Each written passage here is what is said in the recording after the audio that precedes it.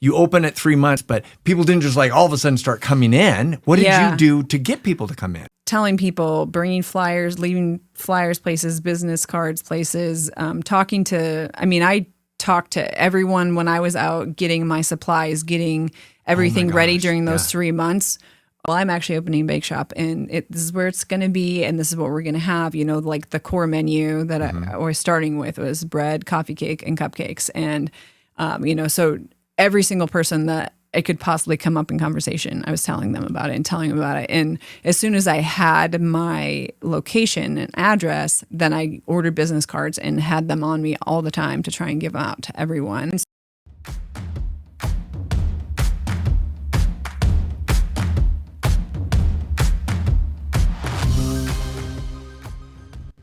Most people think what makes a business successful is the product. But the truth is, it's the experience. It's those small moments. It's how people feel when they walk through the door. Today's guest is Lydia Cowles, owner of the 27th Heaven Bakery, a place that's built not just on incredible from-scratch baking, but on consistency, connection, and creating something people keep coming back to. Her path wasn't traditional, from serving as a Navy officer on an aircraft carrier to building a bakery from the ground up. Lydia's story is about taking a skill, trusting it, and turning it into something real. In this conversation, we talk about what it actually takes to start a business, the realities most people don't see, and how the little things can be the difference between being remembered or forgotten. Ladies and gentlemen, if two businesses compete and they have the same thing, what makes one stand out, be remembered and talked about, and have loyal customers, while others become forgotten? And today we're going to sit down with Lydia Cowles, the owner of 27th Heaven Bakery, to explore how the small moments actually make a difference and bring customers back. Thank you so much for being here, Lydia. Thanks for inviting me. I am super excited. Before we dive into you getting into your baking business, can you give the audience a little sneak peek of who you are and how you got to where you are and starting a bakery? Okay. I grew up in Minnesota, came out to Spokane to go to Whitworth for bachelor's in athletic training. Okay. Decided about halfway through my senior year of college that was not really what I wanted to do. So I did finish my bachelor's and worked retail for about 5 years. And then I joined the Navy as an officer. So I was a supply corps officer, did logistics there, was stationed on John C. Stennis aircraft carrier for 3 years, mostly deployed to the Middle East. About a year before I got out of active duty, I decided I wasn't going to stick with active duty and was like, what would I like to do? And math and science have always been strong suits of mine. And I baked growing up with my mom here and there. And so I was like, So I Googled a vanilla cupcake recipe and made it. And I was like, oh my gosh, the flavor is like so much better than anything you've ever gotten in a grocery store or wherever, because everything from scratch, and you can control ingredients, here and there for how sweet it is or how not sweet it is. And everything is from scratch. That's kind of your tag, right? Yep. And so I spent the last year when we were actually in Homeport making cupcakes and coffee cake. My signature dish is my super crumbled coffee cake. Started making that for my sailors the last year, and they were always looking for more. And that's a good sign. Yeah. Okay. Yeah. And then checked into Spokane Community College, their professional baking program, and got into that. And shortly after I got out and did that and did their professional baking program and their integrated business and entrepreneurship program over at SEC. And then about 6 months later, I signed my lease for my first spot. So oh my god. Yeah. So you did not, as a kid, you weren't like, I'm gonna be a baker, I'm gonna be a chef or anything like that. No, just I went you through kind of fell through that. Yeah, I went through a whole slew of different things growing up. I remember I wanted to be a dentist at one point. No. Well, let me go back just because you hit on this, and I think this is an awesome question that I don't know the answer, because a little background context. You and I are friends, and your husband is a great friend of mine, and so we've known each other for several years. What is life on an aircraft carrier like? It's like being on a floating city. It really is, because I've heard that. Yeah, okay. And I mean, there's all sorts of little rumors that you try to catch people on, like, oh, have you been down to the bowling alley? There's not a bowling alley. There's no bowling. Okay. That's just the jets moving around. So, it's like 1,000 feet long. There's a whole bunch of decks below the hangar bay level and a whole bunch of decks above. And, there's people constantly. When you're deployed, there's between 5,000 and 5,500 people on that ship. And they're working, 24 hours a day. So there's day shifts and night shifts. Yeah. There's laundry. We get replenishments at sea. So a big supply ship will pull alongside us. And you don't dock? No, Okay. we do it while we're moving. Uh-huh. And we have lines across for sending cargo back and forth on pallets, but also fuel lines for jet fuel. But aircraft carriers are all nuclear powered, so we don't need fuel. We can just keep going around and around and around. But the jets need fuel and the helicopters need fuel. And then they'll have helicopters picking up cargo from the other ship and dropping it on the flight deck. And then they bring it down on the hangar bay elevators. And was this during Top Gun time or before? Was that, did people always ask like, oh, did you get into it because of the Top Gun or? No. Okay. No. This was probably, between the two Top Guns. Okay. Because I just released the last one. I served in 2010 to 2014 for active duty and then 2 years in the reserves. But yeah, I mean, there's constantly people, there's food, there's all sorts of things. And I mean, like I learned early on that holiday meals on the holiday, like the earlier you get there, you get real mashed potatoes. If you get there later, sorry, they're probably powdered. And oh my gosh, that doesn't cut it for me. You know how much potato I'm like, that's the main course for Thanksgiving that I care about is mashed potatoes. That is awesome. I love that. And it is interesting because you think like, oh, what is life like? And most of us don't have that sneak peek into that. So that's kind of interesting. Well, obviously, okay, so while you're at port, you're baking things, and obviously if people are consuming them all, you have something. Does that kind of trigger something where you're like, maybe I'm actually a little better than I thought? Did you think that your stuff wasn't very good, or you knew that it tasted good to you? Yeah, I knew it was good, and it was just a matter of like, okay, now I want to. At that point, I already knew I wanted to open a bake shop. Okay.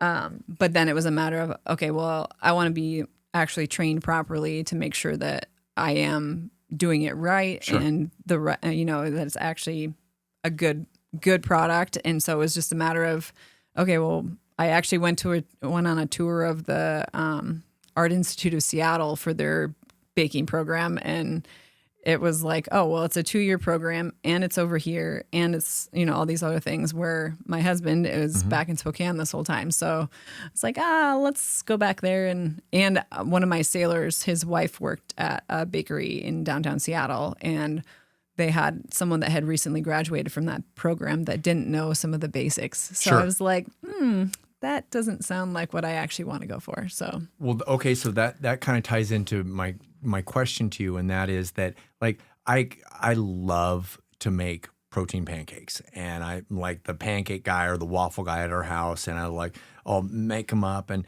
it's really neat because my kids consume them and they love them, and we like to have breakfast at dinner sometimes because that's how good it is. That was the best thing on the ship. Oh, there you go, breakfast at dinner. Lumberjack dinner is lumberjack breakfast. Lumberjack dinners. So I loved it, but.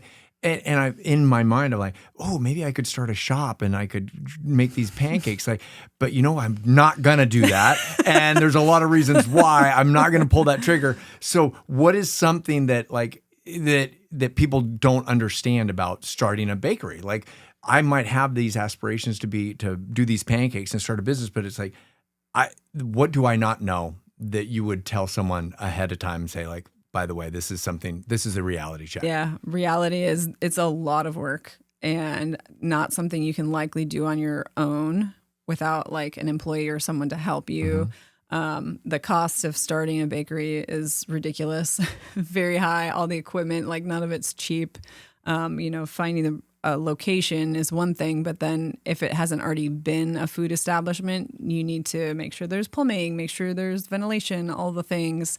That you have the proper electricity, because like my ovens and my mixer need 3-phase electricity. You can't just like run that yourself. You can't just plug it in, right? No, yeah. And so those things are actually usually like wired in, or it's like a mega outlet that it plugs into. But and there was no book that you read that just said, no, for starting a bakery, buy this kind of place. 1, 2, 3, and then you are successsuccessful and you have all the money. So No. you were learning on the fly, For sure. basically. Yep. Okay. Yep. And, I had signed my lease the beginning of November and expected, maybe I'm going to be open by Small Business Saturday at the end of November. No, not a chance. Oh, maybe I'll be open by Christmas. No, not a chance. The process is not a quick thing because And you're not only waiting talking on permitting. other people. Right. Okay. You're waiting on, if you need electricity, you got to wait for the electricians and their schedule has already got whatever in it too. And plumbers and like all the other people, like you can't just. But the bank like, doesn't care. No. Mm-hmm. Yeah. So, you can't just like, here it is. I'm ready Yeah. in 2 weeks. No, unless it's already like was a food establishment, then okay, it's probably less that you have to Set do. But you still have to put everything through the health department, every menu item, all their ingredients, when you get them, how you store them, all your prep steps for each of your items, because it has to be approved by the health department for if you're not doing it in a process that they approve of, that people aren't going to get sick from consuming it or whatever. So it's a whole process. And then if you move locations, you get to start all over again.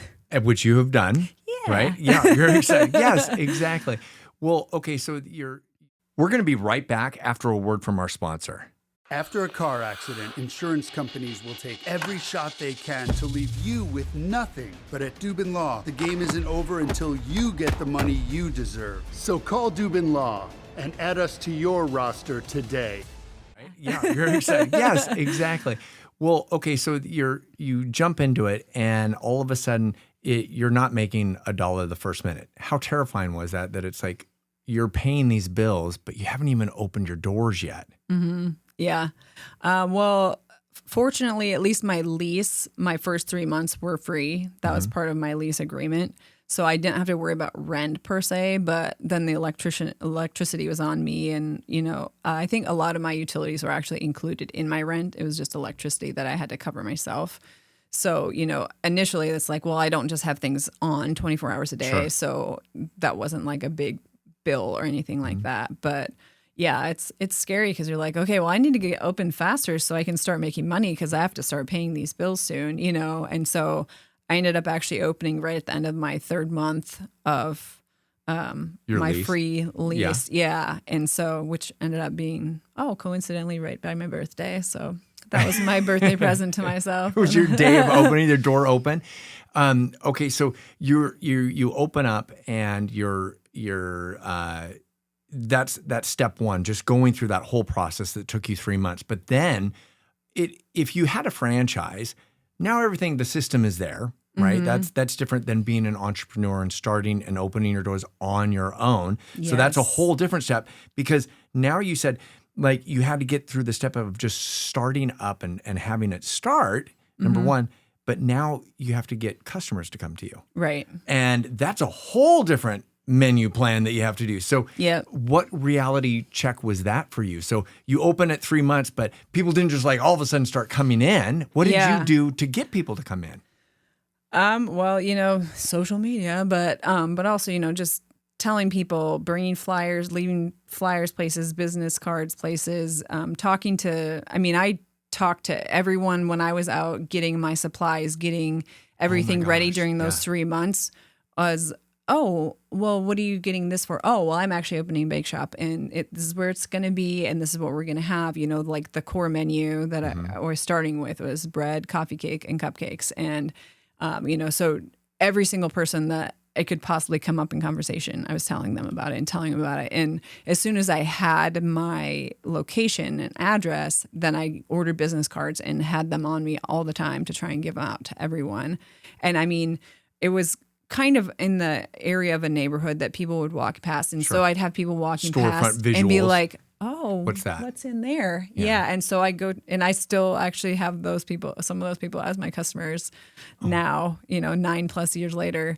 So, yeah. Oh my gosh. I love that because really, it's so terrifying when you open doors and you don't know if anybody's there. But what I heard you say that I think is golden, I would want our audience to hear, especially entrepreneurs, or whether you're an author or whether you're in the service industry or you have your own business, it's like be able to tell people what you do.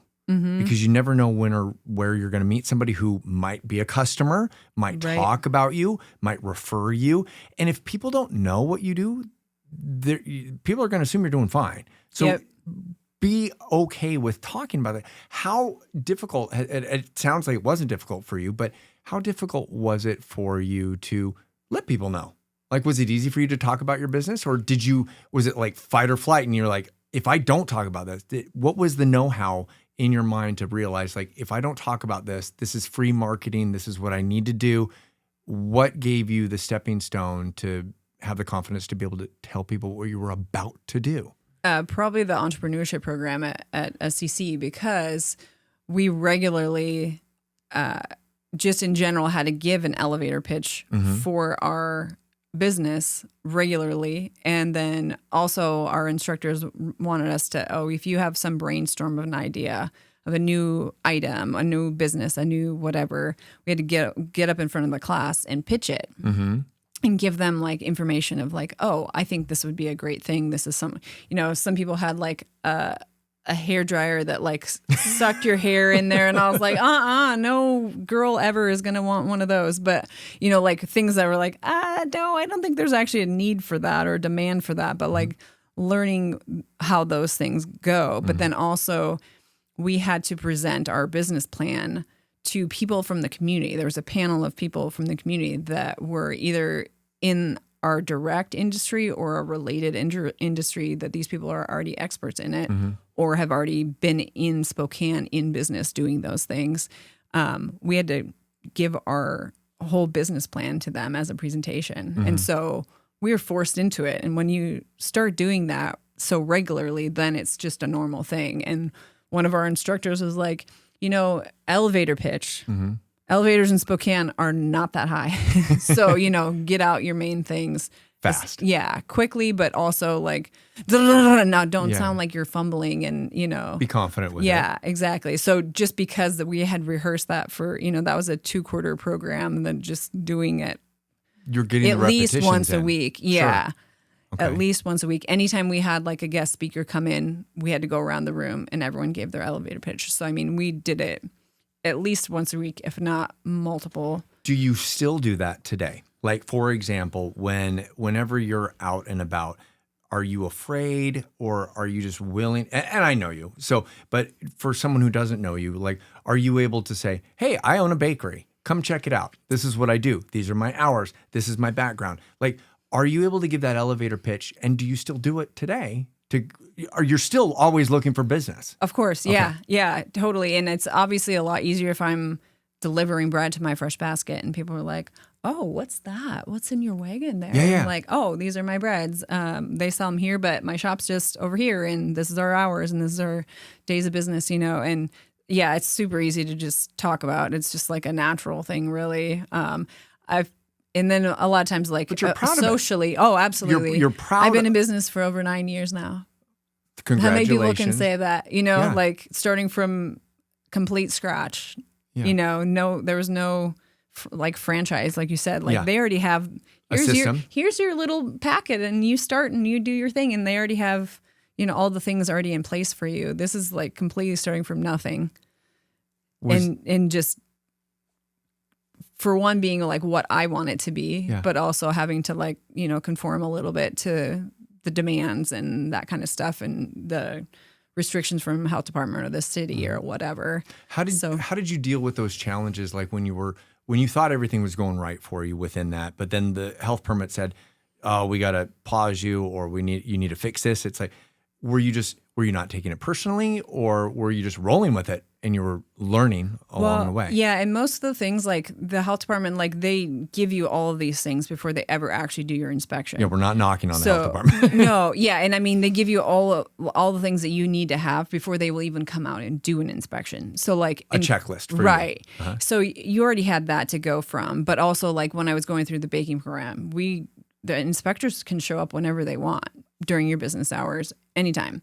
And so you just kind of expect that, which that happened a couple of times while I was in the baking program. So you just kind of continue about your business. And when they say, hey, well, what's this? Or tell me about this, or why is this like this?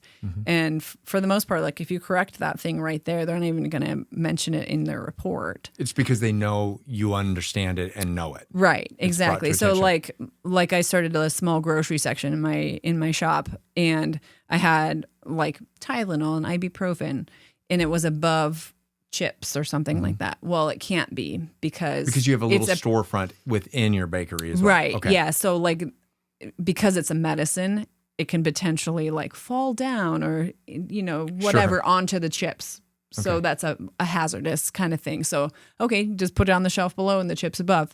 Problem solved. Like so there's a lot of things that are just really easy to just, I just need to do this tiny thing to change it. Okay, fine.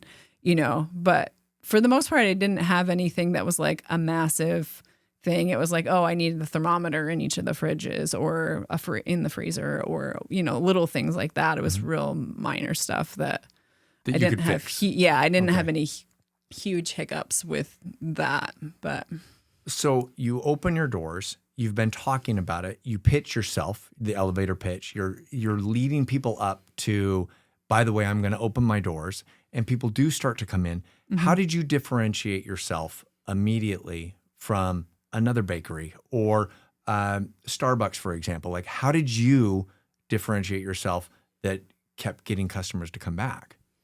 Well, for one, everything I do is from scratch. So yes, I have to measure every single ingredient, but the flavor difference is immediate. Like people that have never had fresh bread before and they, someone brought this loaf to dinner when we had them over for dinner or whatever. And it was amazing. And to me now, like after 9 years, it's like, it tastes like bread to me.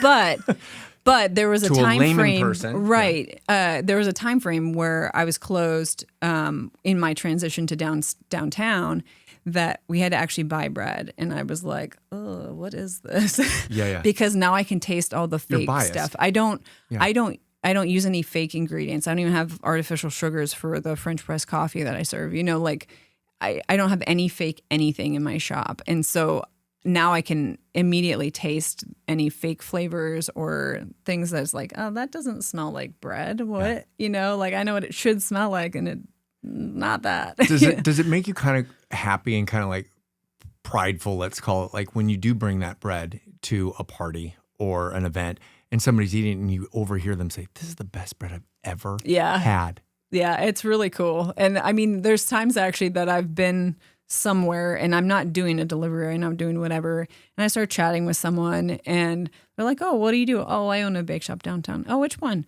27th Heaven. "Oh, I love your stuff." Or I get your bread at My Fresh Basket, or like things like that. That is like, oh, so I'm kind of like tiny famous maybe, but like I still like I feel I'm not. You're making an impact. Yeah, but Yeah. I'm not like boastful about anything ever. I'm pretty like, oh, you actually know who I am? That's kind of cool. What is someone that I guess have you met anyone who's heard about you outside of Spokane? They're like, oh, like have you heard a story or somebody done a Yelp review and they came from out of town, from New York or something like that? What's a fun story where you've obviously impacted somebody with your recipe or with your product that blew your mind? Well, actually, even just the other day, I had this family come in and they were in town for like the volleyball qualifier. And they're like, okay, so, and I think I was already sold out of bagels because it was a busy day for whatever reason. Which happens all the time at her bakery, by the way. You walk in, you're like, what's left? Earlier the better, yeah. Sounds like an aircraft carrier. But it was like a father and mother and their daughter, and he's like, "So this is your signature item, right?" And like I don't even know what he's pointing at because I can't see their hands behind the display case. But I was like, "Oh yeah, we're known for the coffee cake." And he's like, "Okay, we definitely need a piece of that." And then we were looking for bagels, but it looks like I'm like, "Yeah, we had a busy day, so they're all sold out." And he's like, "Okay, we'll have to come back for that." And then what else? Like they'd already looked at my website and seen the things that I offered. And like some people do come in and have like, "Oh, I saw this Google review," or all the foodies that live in this country now that, okay, I'm staying at the Hotel Indigo. What's nearby. And Yeah. I mean, I do that when we travel. I'm like, bakery near me. 100%. Yes. And just see what delicious things they have. Yeah. And so like, it's Your cool. recon. It's cool when people Yeah. are like, oh, I'm actually staying at the DoubleTree that's across downtown. And they to come you. over. Yeah. I've had flight attendants come. Oh, because I don't know that it's a specific person that I know by name but it's just like another flight attendant or someone that are like, oh no, you have to go to this bakery when you're in Spokane. awesome. So yeah, it's kind of cool. And I don't necessarily know everyone's names, but if I saw their face, I'd probably recognize them. I have so many regulars I know by name and what their normal order is and that kind of stuff. But That's cool. yeah.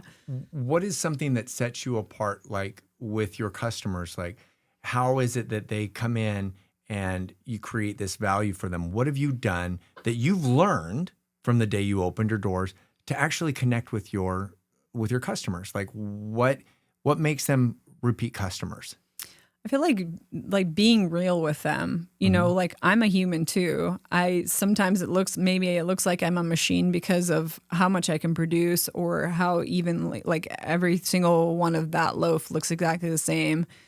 But I'm still a human too. And I have my up days and my down days. And, feeling like you can actually share your vulnerabilities with your customers and just being real with them. Like one thing that I've found is actually a really easy way to connect with people that you don't even necessarily like think it's a big thing. But like on 9/11, well, where were you on when the world stopped turning, And so I've had that conversation, 9 times now. Well, over 9 years, in some of the customers, like I still remember some of their customers. And I posted on Facebook this year of, where were you when the world stopped turning? And we'll never forget 9/11. And one of my longtime customers that I had apparently never had this conversation with actually commented on there. And he worked at the Department of Justice and he remembers driving home and seeing the Pentagon on fire. Really? And it's like, just sends chills, And so like, that's an easy, like, a lot of people, a lot of people are these days are too young for that, but to connect with my older people and just customers in general and just sharing like, oh, how are you doing today? And you can always say, oh, I'm fine, whatever, I'm great. But when you've had a migraine for 23 days and you're like, yeah, I'm a little drained, I've had a migraine for 3 weeks now or whatever. And some of my regulars are like, get over here and give me a hug, and then other people are like, oh, dang, but like, you don't share that with every single person because if it's a person I've never seen before, I'm not going to tell them I've had a migraine, right? But like my regulars are like, you seem a little off kind of thing, so just like being real with them and actually having concern for them too. And, having a regular that comes every Wednesday and you haven't seen them in 2 Wednesdays makes you concerned about them, especially if it's an older person that lives alone. And you had mentioned this a little bit before we went on air, and that is that you have an experience with that where you have these connections with your clients who become longtime loyal customers. And when something's off, you might be that first person to understand that or see that. Yeah. I just had a customer who he lived behind my previous location and he's been coming ever since then. So like 9 years that he's been a customer of mine and I hadn't seen him in a couple of weeks, but I have employees and I go and do one of my deliveries during business hours on Thursdays. And so I checked with her the other day and I was like, hey, have you seen Mitch? And she's like, no. And then she's like, have you seen Brian? And I was like, oh, yeah, he was just in on Saturday. So if he comes in on a day that she's not there, right. But she's like, no, I haven't seen Mitch. Well, Mitch and I follow each other on Instagram. And so I sent a message to him last night. I was like, hey, Mitch, I haven't seen you in a while. Just want to make sure everything's okay. I hope you're well. And then this morning when I woke up, I had a message from him saying, I was out of town for business last week, and then this week's just kind of gotten a hold of me, and I'm good, and thank you for checking in, and have a happy Easter. And then he was actually in, and he actually, he's in his 60s, and he's got a wife, and he gets around doing his things, but like I forgot that he got a new job, and so that he would be potentially traveling for that, and he generally said like, thank you Thank for you. reaching out. Yeah. But see, that sets you apart because of the relationships that you have with your customers, especially the loyal customers. But you were willing to go that little bit extra because you cared. Yeah. So you're empathetic 'Cause with I your have- customer. oh, So 100%. Do you feel that that is one of your superpowers as a business owner, and why you've been in business for 9 years is that you have this ability to not only connect with them, but you care about the customers that come back and the first time they come in? Totally. Yeah. I mean, especially like the people that I've had for more than 6 months be a customer, like I know at least a little about them, either if they're kids or they have dogs, or, I have customers that have been my customer for a long time that their dog won't go to bed without one of my dog treats, like their dog's name is Alfie, I know like all these things. And over the years, like I've been the one that has been there always. I've had employees come and go, and there's been time frames when it's only been me doing all of it. And so like I'm the consistent part in addition to my people baked feel goods. safe. But like, yeah, they know who I am. They, I used to laugh all the time when people are like, oh, well, this is my first time in. And I'm like, yes, because I'm the only one that I would recognize you if otherwise, like, because I'm the one here, Yeah. So yeah, but I have genuine concern for my customers, and especially older ones that like, if I don't see you on what your regular interval is, and then I'm kind of concerned. And there's some of them that I have their phone numbers even, that I will give them a call or a text or something and reach out and Well, it's almost like make they sure become they're okay. I would say what I'm hearing is that you're creating a real and genuine relationship with your customer brand, right? Like your customers coming in, but you're also making them feel like they matter. Yeah. And that you do care about them. And I will also give you a shout out on your location, because it's a small enough environment that it feels like that you can have a real conversation with someone. And then you have a downstairs that is opened up, and it's most people don't even know you have a downstairs, but it's like the perfect spot to study and to have your lunch and to enjoy work your remotely. food. Yeah. And I think it also provides an environment where you can have those conversations even when you're working, because most people can see you while you're working, even if there's not a customer there, but they're there. Do you have a lot of good conversations with the customers that are in? I do. Yeah. Yeah. And it depends too a little bit on like if I don't have any help in for the day, then I need to try and focus back there. And sometimes that's hard to break away from longtime customers. But I mean, if someone's getting coffee and it's French press, so it takes 4 minutes to brew, I can bring it down to you when they're ready. Okay, that'd be great. And so when I go down, then I chit chat with them a little bit, and they're like, "Oh my God, the space is so cool. Yeah. Do you know the history of it?" Yeah, it actually used to be a speakeasy, and like if you go in that little room over there and turn the light on, there's all these signatures on the wall, and some of them are dated back to 1902. So I mean, they're really cool. And what's really crazy is one of the big names is Lydia, and it's not from me. And so I mean, really cool, like kind of creepy, but kind of cool. And like if you look at the architecture down there, like there's a brick arch, and then there's all this cinder block. So it's like, but cinder block didn't exist in 1902 when this foundation was here. So why was there access under the road? Whoa. I don't know. You don't know. Oh, but there's also a stairway that goes to nothing. So I assume that was the speakeasy entrance, but you can see that there's like wood slats under it. So it's probably initially a coal chute for the furnaces. That's crazy. But then they made it into stairs for some reason.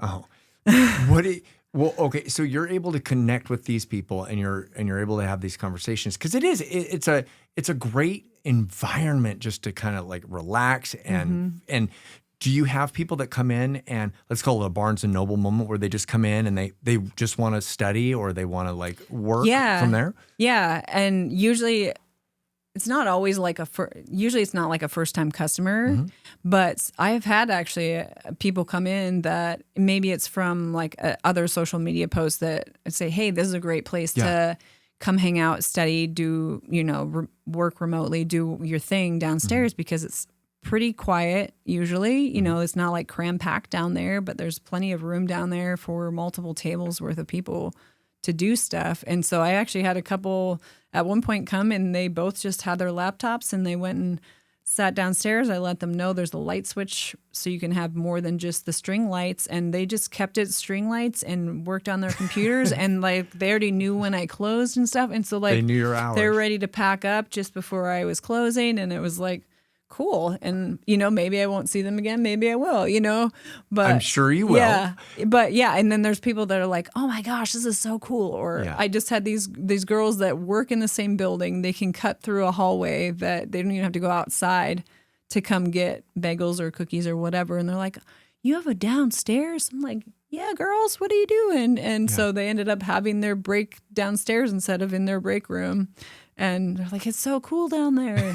So, yeah. Well, you talk about like when your customers come in, and you had mentioned a couple times that it's a lot of the times you're the only person there because you are the business. And how difficult has that been? And how difficult has it been bringing people on and trying to scale? Because you get up really early in the morning. Is that something that you didn't expect? Like, kind of walk me through that, where you might the problems that you're experiencing as an entrepreneur that works in the business and you're not working on the business. How difficult is it for you to be the only person there sometimes? Very difficult, because baking is a very physical thing, especially making bread dough, because you have to form all of that dough. It can't. It just, if you're not, otherwise if you're listening to this, she's actually rolling with her hands. Okay, all right. You know, so it's not something that just like, oh, you can just put it through a cookie cutter and then it's fine. You know, you have to form it, you have to shape it, you have to, you know, give it its rest. Baking takes time. But I mean, I'll have people that come in and are like, what do you do for a workout? I'm like, I make bread. And, you know, but like, it's a very physical job. And like you said, there's been times where it's just me and I'm trying to hire someone. And so trying to do an interview and still make the things I need to make for tomorrow, because I have wholesale accounts that are counting on my breads or my bagels or whatever. It's not just your shop. Right. You actually deliver product as well. Yep. And everybody can find that online too. Right. Yep. Like, I have several wholesale partners that I work with. Most of them use my bread for their sandwiches or for their menu items. But then I also work with My Fresh Basket that sells my loaves of bread directly. So, you know, all of that workload, and it's like, if there's nobody else here, then I still have to do it. But I don't really want to modify my hours because I know they're already kind of short, 7:30 to 1:30, you know. And so trying to hire someone new is very difficult. So I'll tend to, okay, email me your resume, and then I send them out a list of questions that are like preliminary. And to not waste your time. Right, because I can't interview 17 people for a position. You know, I can interview maybe 3 or 4, but I either need to close during those hours that I'm trying to interview someone, or let them know, hey, I'm the only one here, so this is going to be potentially interrupted. If someone comes in, I have to help them, you know. And so it's a lot. Well, what I'm hearing is that it is very difficult to do more than the one thing that you're doing, right? And you're focusing on making sure that the business is running and that you're keeping the doors open and the lights on. But then to be able to scale it, it takes stopping something else. And those are the negatives to working in the business. But one of the positives that I've heard you say is that, and this is what separates you from any other bakery that I know of, is that because you're there all the time, you are the face, you are the brand, you are the image that everybody can count on, that does have that relationship with, that enjoys your bread, and that's what fills your happiness bucket. But that's got to be one of the positives about being able to work for yourself always and being there, is that it's the relationships that you're making. Correct. Yeah, totally. Yeah, because I mean, some of my customers I have become friends with outside of just like when they come in to get their loaf of bread for the week. You know, like we've invited some of them to our Halloween party, or, you know, to my birthday party or whatever, to have them as part of my life other than just in the bake shop, you know? Yeah. So it's cool. I bet. And I'm assuming that when you're there, you get to test things, you kind of try some new things. And I know that getting food permits for things is a whole different story, but That's one of the coolest things, that you get to experiment and you kind of have fun. What is a mistake that you made that all of a sudden turned out to be one of your best sellers? Or what is your best selling product that you do have? What are you most known for besides everything from scratch? What is your number one product? That it really depends on the day, but I mean, I would say probably bread based on my wholesale. But my bagels, I mean, I have a guy who grew up in Brooklyn that he calls ahead and orders 8 bagels, like every week or every other week, because they're what he thinks is the most legit bagels in Spokane. But a mistake that we did years ago, my assistant was prepping our potato rosemary bread dough, and we put the rosemary in the water, and so that wasn't in the bowl yet, but the potato was already in there and other base ingredients. And he went up to the front and helped a customer, and when he came back, he thought he was on the garlic pesto batch. And so he's scaling the stuff for that, gets pesto in the bowl, and realizes, oh crap, this is not what I'm on. Yeah. Well, you can't take pesto out of dry ingredients. Right. And so he just mixed it up, and I came back from wherever I was, and he's like, yeah, so this happened, and so I decided, let's try this as bagels. And I was like, okay. So the next day when we were making our bagels, we did a trial of them, and we just did egg wash on one, and then we did Parmesan cheese on the other, because there's Parmesan in the dough. And like zero flavor. And I was like, well, crap, I can't eat 20 of these as like snacks, you know? And I was like, you know what? We had some coarse salt. I was like, try a sprinkle of coarse salt on there and we'll see how that goes. And it just exploded the flavor, and they're amazing. And so we're like, okay, cool. Well, we can at least sell these. Yeah. And then they ended up being very popular. And so I was like, okay, now question, can we replicate what we did in the mistake? Yeah. And we're like, yeah, I think we can figure this out. And so now the salted pesto potato are probably one of our best-selling bagels. Yeah. They're my awesome favorite. Story. That's an awesome story. Let's talk about reverse engineering. So when you go to New York and you taste a bagel, for example, when you go to a different place, do you try to reverse engineer it and say, what is different about these than I am? Or how do you constantly improve your product? Well, I have like a base, I can only do so many things because I do all the baking myself in the morning. My helpers don't come until at least 8. And so there's only so much I can try and do myself in the morning. And so trying to expand products is pretty limited, especially when the chunk of time that I didn't have any help. I didn't get to bake experiment is what I call it, where I get to try either a new flavor of something that I already make or a new thing completely. But flavors is more like a thing that I'll try and duplicate of like, oh, that flavor combination was amazing. I bet I could probably do that as this thing, either something that, again, I already exist, or add green food coloring for St. Patrick's Day or something like that, right? Like you could manipulate it slightly to maybe offset something to just make it a little more pop, or a new flavor of bagel, because like that flavor combination was amazing. Like I was just thinking the other day, we were making everything bagels, and I was like, oh, I bet if we put some chives in here, that would be really good.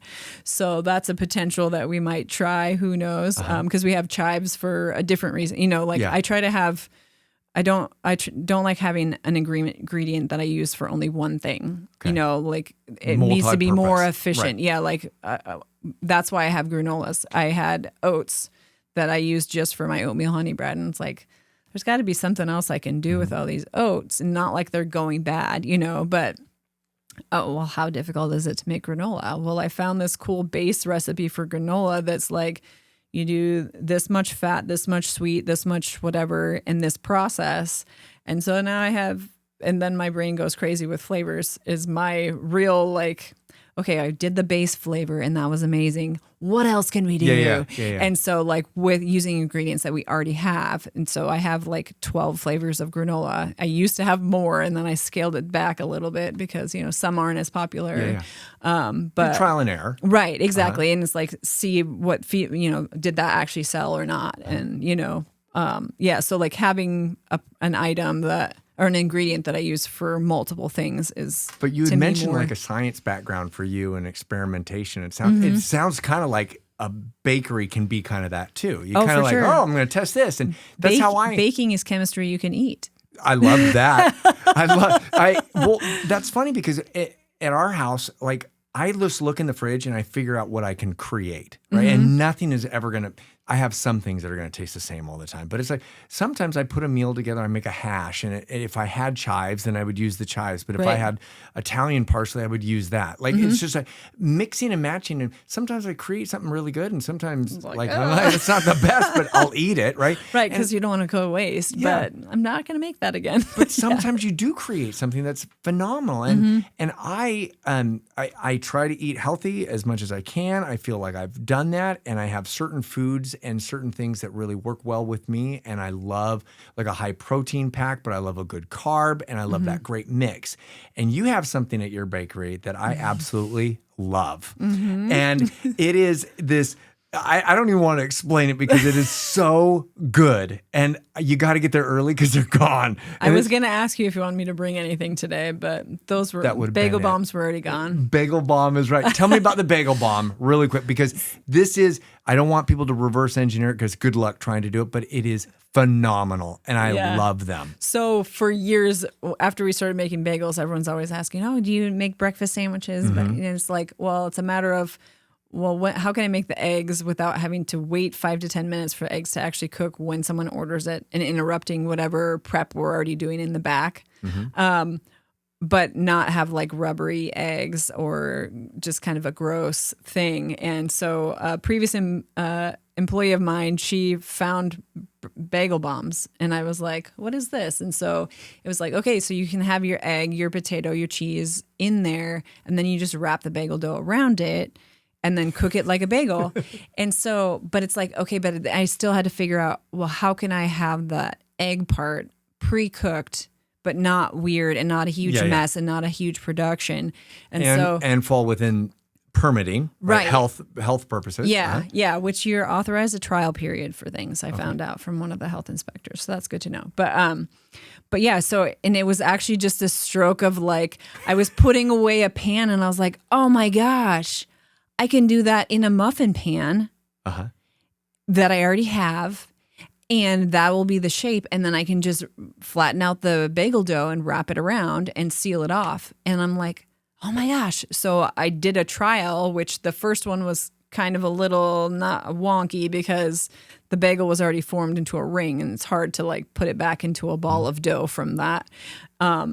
But flavor-wise, in the concept of it was like, oh my God, that's amazing. It is so good. And it does. It looks like not a bowling ball, but I mean, it's, I don't know, like a polo ball or something like that. A softball. I'll give you that, a softball. Yeah. And the salt on it, and it's just so delicious. And it's my go-to every time that I go there. Yeah, well, and it's better than a breakfast sandwich too, because everything is already like the egg, the potato, the cheese are already cooked together. They're not going to fall apart. And then it's wrapped in the bagel dough too. So it's like you can eat it completely with one hand, and you don't have to get a fork to pick up all your mess that fell out of your breakfast sandwich. You know, it's all literally one hand. So you can have your coffee in one hand and your bagel bomb in the other, and go about walking down the streets of Spokane. Oh, I love that. I love that. What? That's funny. When customers come in, what is something that customers do all the time that just kind of make you laugh? That you're behind the counter. Is there something that always like tickles you or makes you laugh? That when you see your customers? So on my door, I have a primarily glass door, and on it, I took a quote from a cartoon that I saw in the comics once, and it was the guy behind the counter at the bakery, and this lady asks, "Is this gluten-free?" And he says, "No, it costs money." And so I took part of that, and it's on my door, and it says, "The gluten here is not free." And people are so used to seeing gluten and free as a gluten-free as a combo that they just skip over the other words, and they just assume everything's gluten-free. And so people will come in. I think I just had someone like today or yesterday that was like, so is everything gluten-free? And I don't know which one they actually really want me to say until I respond to them. But I'm like, actually, no, nothing's gluten-free. You know, my peanut butter cookies are made without flour, but that's as close as we get. And I actually had a lady that had come in. There was a conference at the hotel across the street, and she'd come in and gotten something. And then the next day she came again. And then these other ladies came in later and they're waiting for coffee to brew or a bagel to toast or something like that. And they're like, yeah, so we're so glad that this lady at the conference we're at came and told us that there's a gluten-free bakery across the street. And I was like, what? Yeah. No. Yeah. And she never had even asked. Mm-hmm. And I was like, what? If I had a gluten-free bakery, that would be the biggest words sign. on my entire windows would just see gluten-free. Yeah. But I was like, no. Yeah, cool, because you don't want to get in trouble and you want to pretend like because there's people that, people with 100%. celiacs, you Yeah. cannot mess around with that. Mm-hmm. I know that for sure. But there's some people that are just doing the trend or whatever. And so if you ask, then I know that you're serious about it. You make sure you're not going to mess around with that. But I'm like, oh my God, I love it. That reminds me of my cousin in Vegas. He doesn't like to eat healthy and he hates it. And he's just like, he'll just eat whatever. And when cereal had to change their boxes to made with whole grain, he stopped eating the cereal. He thought it was super something healthy. different. Yeah. He's like, I'm not eating that. I go, it's made from grain. It's okay. Still the same It's thing. still the They same just thing. had to put it on the box. But oh my gosh, isn't that funny? And that's 3 of my bread flavors are vegan because there's no cheese, there's no milk, there's no butter or whatever in it. And people are like, oh, but that's vegan when they see it on the label. And I'm like, most bread is actually vegan. Not your banana bread, your zucchini bread. That's a batter bread. It's different than what I call our sandwich bread because we don't put eggs in any of our stuff. But those banana bread, whatever, those are a batter bread. They're made with eggs. There's egg in it. There's butter in it. There's all the things. But you go get a white loaf of bread, there's not any dairy products. There's no animal products in that. So most bread is vegan. But our garlic pesto bread has cheese in it, so it's not vegan. Our oatmeal honey has butter and milk in it. It's not vegan, So there's things that, but the seeing vegan on it, they're like, oh, automatically turn off. Oh my gosh, 100%. that's going to be gross. And there are so many products that I don't think I'm going to like, and I try it. And we try to have our kids do that too. It's like, at least try it before you knock it. Right. Because you might love it and you have no idea. So, get out there and try these new things for sure. What is one or two things that you wish you knew when you started that you now know as an entrepreneur or as someone who owns a bakery? What is one or two things that you wish you knew back then that could have helped the trajectory of your business? Probably one thing would have been how probably almost everyone else started their bakery is with wholesale first, Okay. and then opened a storefront. Where I opened a storefront and then tried to seek out wholesale because they realized you are 100% reliant on people walking through your front door. And if they don't, you're kind of screwed at the end of the month when all your bills are due. So working on wholesale first and establishing those wholesale accounts so people are familiar with your brand and your product.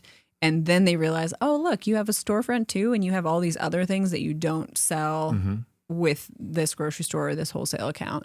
So that's probably the biggest thing that I would have changed. And now, though, at the same time, though, pretty much every single one of my wholesale accounts have sought me out, not the other way around. Awesome. So that's kind of cool. Well, and I think that as an entrepreneur, I think that you hit the nail on the head of that. Success means something different for every business. But when you don't have to call people to pitch yourself and they call you to ask if you can help them, that is a success. Yeah. And you've done this for 9 years and you have this loyal customer base that you started from scratch, literally, and you use everything from scratch. And you've built something that you're proud of and you make a difference in our community and people obviously know your product. And you didn't need that wholesale group to do it because you've built that brand and that image that people are talking about when you don't even know that they are. Yep. And you've built something very, very special. And I love that.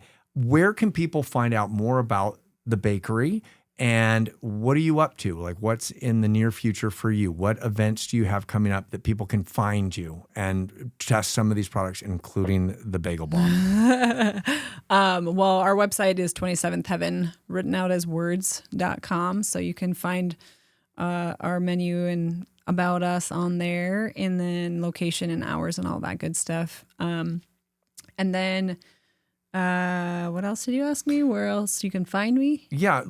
And I guess this goes out for businesses too, because it's not just like one person walking in the door. You can provide products for businesses. Right. And it's the same thing that whole service is on your website as well.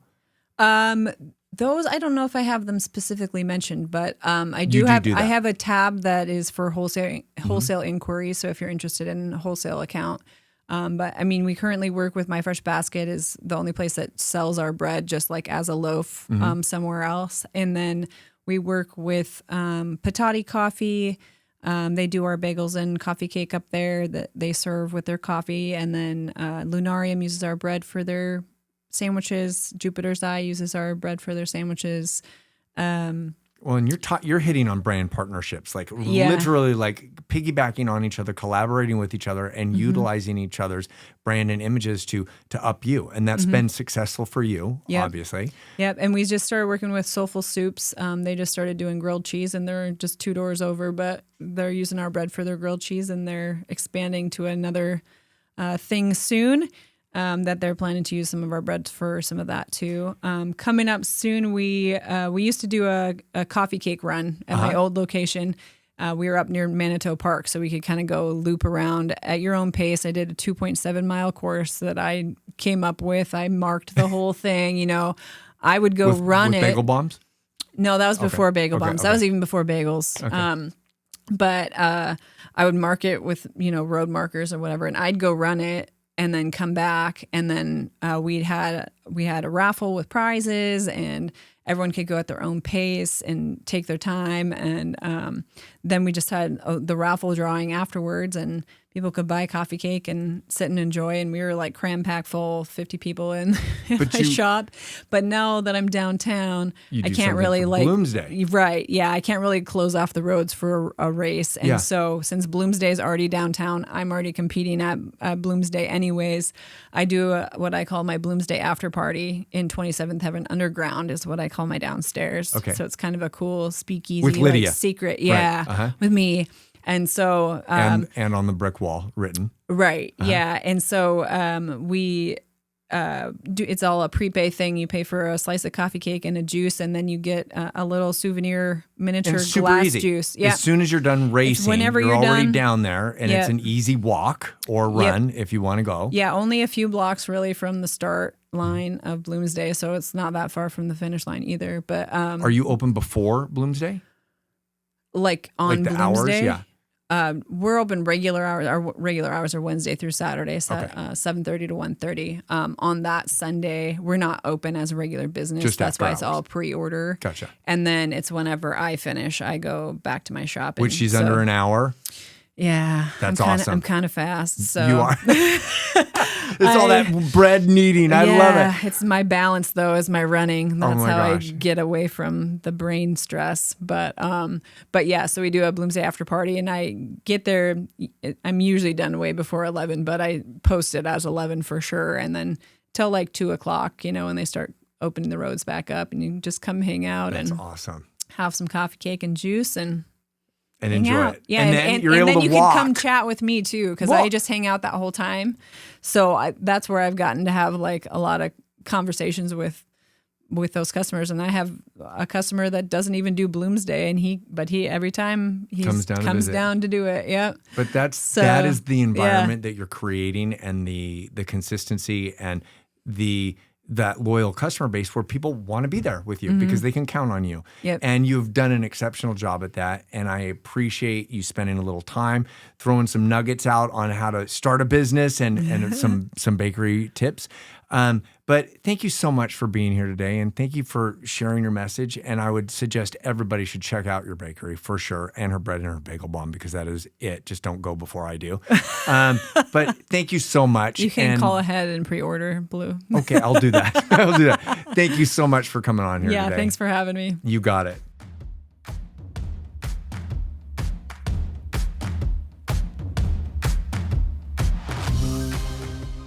If this episode brings you value, or you know someone who could benefit from it, The best way to support the show is by sharing and subscribing. It's completely free and helps us reach more people. And if you have any questions, feedback, or guests you'd like me to interview, drop a comment while you're there. I'd love to hear from you.